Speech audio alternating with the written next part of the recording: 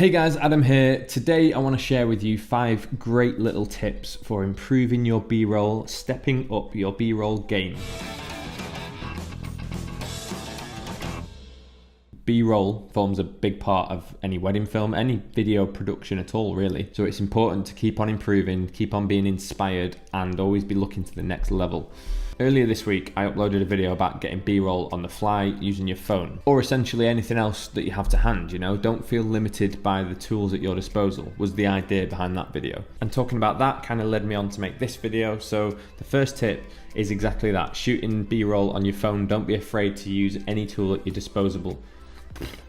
Don't be afraid to use any tool at your disposal. So if you haven't seen that video, it's linked below if you want to check it out in full, but that's tip number 1. Number 2 is try not to compose or frame your shots like a photographer. I see loads of people doing this, where you feel obliged to tell the whole story of that scene in one shot. That's photography, that's what photographers do. With filmmaking, when you approach a scene, say for example, a bride getting her makeup done in the morning, you want to be piecing that story together over 5 or 6 clips, each showing a segment of what's going on. So you might show a close-up of the bride's face, or the makeup artist's hands, or the bride's hands, in actual fact, in a lap, showing off her nervousness, and then a silhouette of the scene and then a reflection in a mirror or something like that, and just show it from a few different angles. And when you put all those clips together in a sequence, it shows the bride getting ready in a much more cinematic way than just having one wide shot showing everything all in one frame. When I was first told to shoot this way by another videographer, totally changed my films. Tip number 3, when shooting your B-roll, you're probably only going to need 3 to 5 seconds of that recording. So you kind of get used to just recording in short 5-second bursts. My advice to you is to try and train yourself to record that little bit longer than you normally would. So you see a shot, you compose it, you hit record, you wait your 5 seconds, you've got the shot. Tell your brain to hold off a bit longer and record for another 5 seconds, and actually count them if it helps. Rather than hitting stop, hold for another 5 seconds and count them, and then come away. And you force yourself to do it, and you get into a habit of doing it.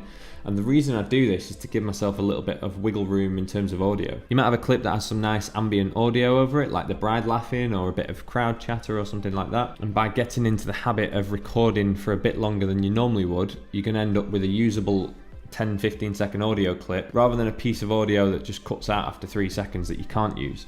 Tip number 4 is lighting and exposure. Super important. This will instantly improve the look of your shots if you do it right. And no, you don't need to worry about lighting or equipment or any of that kind of kit. I don't use lighting equipment at all. I'll maybe use it once every couple of years.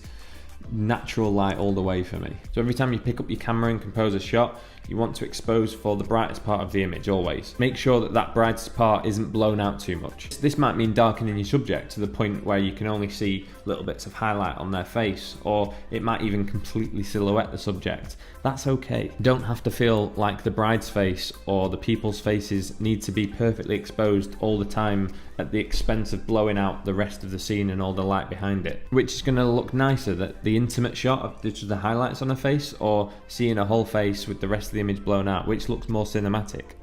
The last tip is frame rate. Now I know this will upset some people, the whole shutter speed rule and all that, but for B-roll I shoot everything at 50 frames per second. Now it will be 48 frames depending on your camera and your region, but it's always 50 FPS for me. I do try to keep my shutter speed at 100th of a second minimum to kind of balance out that whole motion blur thing. But to be honest, it's not even that noticeable for me, and Tom Cruise might get upset and shout at me, but my couple aren't going to be worried about motion blur. They're not going to see the motion blur. All they see is their wedding. The benefit of shooting this way means I've got the option to slow any shots down by 50%, and I'll tend to use this for like couple portraits or romantic shots of the couple or dancing during the night do. Having the option to go slow-mo or not with any of your clips just gives you a bit more leeway and can elevate your film and save your edit, allow you to control your pacing, all that good stuff. It's just a really nice added bonus. And that's me done. I hope this video will be helpful for your B-roll and improving your footage. Please subscribe if you enjoyed my waffle, because there is plenty more of it to come. I will see you in the next video.